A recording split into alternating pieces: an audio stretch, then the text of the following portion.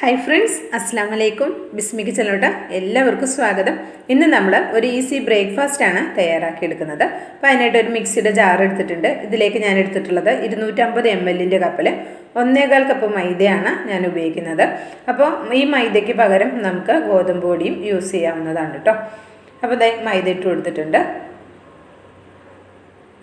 ഇനി നമുക്ക് ഇതിലേക്ക് ആവശ്യമായ ഉപ്പ് ചേർത്ത് കൊടുക്കാം. ഉപ്പൊക്കെ നമ്മുടെ ടേസ്റ്റിനനുസരിച്ച് ചേർത്ത് കൊടുക്കാം. പിന്നെ ഞാൻ ഇതിലേക്ക് എടുത്തിട്ടുള്ളത് ഫ്ലേവറിനായിട്ട് ഞാനൊരു 1/4 ടീസ്പൂൺ മുതൽ 1/2 ടീസ്പൂൺ വരെ നമുക്ക് ഏലക്കയുടെ പൊടി ചേർത്ത് കൊടുക്കാം. ഞാനൊരു 1/4 ടീസ്പൂൺ മാത്രമേ ചേർത്ത് കൊടുക്കുന്നുള്ളൂ.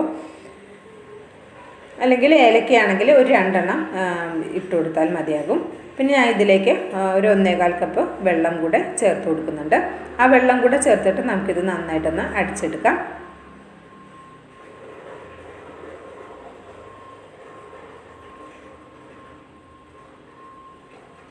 അപ്പോൾ ഞാൻ അതേ നന്നായിട്ടൊന്ന് അടിച്ചെടുത്തിട്ടുണ്ട്. ഇനി നമുക്കിതിലേക്ക് ഒരു കോഴിമുട്ട കൂടി ചേർത്ത് കൊടുക്കാം.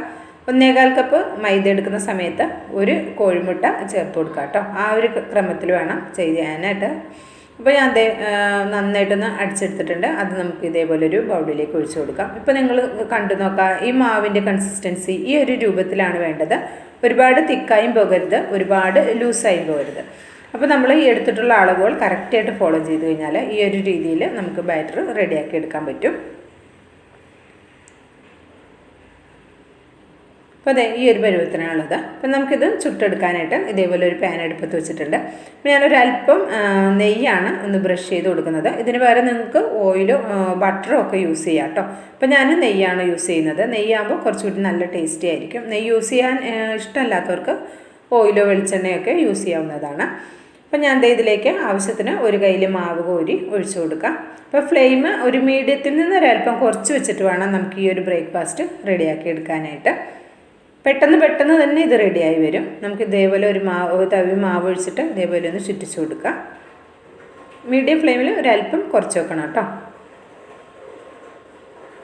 അപ്പോൾ ഇതിൻ്റെ ഒരു ഭാഗം ആയി വരുന്ന സമയത്ത് നമുക്കിതിലേക്ക് നെയ്യ് ചേർത്ത് കൊടുക്കാം. ഞാൻ നെയ്യാണ് എടുത്തിട്ടുള്ളത്. നേരത്തെ പറഞ്ഞ പോലെ തന്നെ നിങ്ങൾക്ക് ഓയിലോ വെളിച്ചെണ്ണയോ ഒക്കെ യൂസ് ചെയ്യാവുന്നതുമാണ്. ഇതൊന്ന് മറിച്ചിട്ട് കൊടുക്കാം. നമുക്കൊരു ചായ തിളക്കുന്ന സമയം കൊണ്ട് തന്നെ പെട്ടെന്ന് ഒരു ബ്രേക്ക്ഫാസ്റ്റും തയ്യാറാക്കി എടുക്കാം. നമ്മൾ തലേദിവസം അരിയൊന്നും അരച്ച് വെച്ചിട്ടില്ല, അങ്ങനെയൊക്കെ ആണെങ്കിൽ പെട്ടെന്ന് റെഡിയാക്കി എടുക്കാവുന്ന ഒരു അടിപൊളി ബ്രേക്ക്ഫാസ്റ്റാണ് കേട്ടോ. അപ്പം ഇത് ഞാൻ മൈദ യൂസ് ചെയ്തെന്നേ ഉള്ളൂ. നിങ്ങൾക്ക് ഗോതമ്പ് പൊടിയും ഇതേ അളവിൽ യൂസ് ചെയ്യാവുന്നതാണ്. അപ്പോൾ ഗോതമ്പ് പൊടി ഉപയോഗിക്കുമ്പോൾ വെള്ളത്തിൻ്റെ അളവിന് ചെറിയൊരു വ്യത്യാസം ഉണ്ടാവും. ഓരോ ഗോതമ്പ് പൊടിയും വെള്ളം കുടിക്കുന്നതിൻ്റെ അളവിന് ചെറിയൊരു മാറ്റം വരും. അതുകൊണ്ടാണ് കേട്ടോ. അപ്പോൾ അതേ ഒരെണ്ണ ഇവിടെ ആയിട്ടുണ്ട്. ഇത് നമുക്കൊരു പാത്രത്തിലേക്ക് മാറ്റി കൊടുക്കാം. ഇത് നമുക്ക് കുറച്ച് വെറൈറ്റി ആയിട്ടും കൂടി ചെയ്തെടുക്കാൻ പറ്റും കേട്ടോ. അതെങ്ങനെയാണെന്ന് ഞാൻ കാണിച്ചു തരാം. ഇതിപ്പോൾ അങ്ങനെയാണ് ചെയ്തെടുക്കുന്നത്. ആവശ്യത്തിലുള്ള മാവ് കോരി ഒഴിച്ചിട്ട് നന്നായിട്ട് ഇതൊന്ന് ചുറ്റിച്ചു കൊടുക്കുക.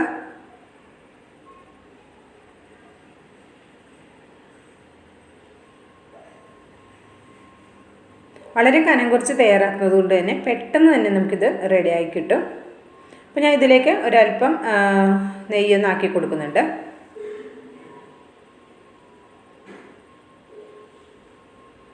അപ്പോൾ അത് ഒരു നെയ്യാക്കി കൊടുത്തിട്ടുണ്ട്. ഇനി ഇതിലേക്ക് ഞാൻ 1 ടീസ്പൂണോളം വരുന്ന പഞ്ചസാരയാണ് ചേർത്ത് കൊടുക്കുന്നത്. ഇത് നമ്മൾ മറിച്ചിടേണ്ട ആവശ്യമില്ല കേട്ടോ.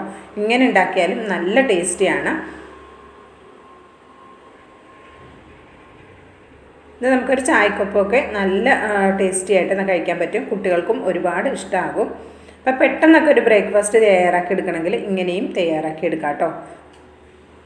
അപ്പോൾ അതെ ബാക്കിയുള്ളത് നമുക്ക് ഇതേപോലെ റെഡിയാക്കി എടുക്കാം.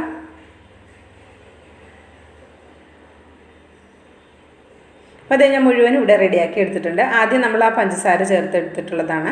പിന്നെ ബാക്കിയുള്ളതും ഇതേപോലെ നല്ല സോഫ്റ്റി ആയിട്ട് ഇവിടെ റെഡിയാക്കി എടുത്തിട്ടുണ്ട്. അപ്പോൾ എല്ലാവരും ഇതേപോലെ ഒന്ന് റെഡിയാക്കി നോക്കുക. ഇഷ്ടമായിട്ടുണ്ടെങ്കിൽ അഭിപ്രായം അറിയിക്കാനും ലൈക്ക് ചെയ്യാനും മറക്കരുത്. ബിസ്മി കിച്ചൺ യൂട്യൂബ് ചാനൽ സബ്സ്ക്രൈബ് ചെയ്ത് കാണുന്ന എൻ്റെ എല്ലാ കൂട്ടുകാരും ഒന്ന് സബ്സ്ക്രൈബ് ചെയ്തിട്ട് അടുത്ത് വരുന്ന ബെല്ലൈക്കൺ ഒന്ന് എനേബിൾ ചെയ്ത് വെക്കുക കേട്ടോ.